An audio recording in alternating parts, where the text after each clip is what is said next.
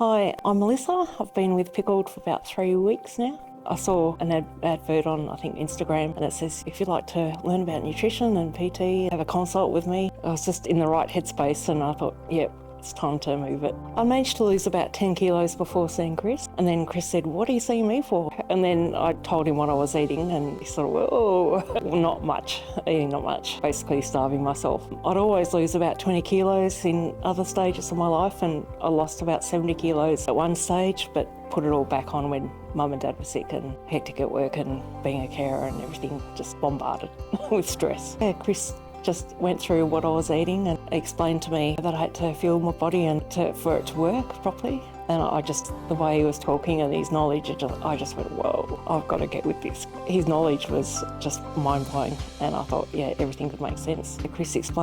Chris always was explaining from the beginning, it's a journey, and he was always in my court with the check-ins and making sure it's always positive and encouraging and making sure I was eating right and just doing the right things by myself. And I was really worried with my first check-in and PT session, but Beck and Chris are just in your court and they really work around your needs. Hitting menopause as well, just this midsection, it's like, what's going on?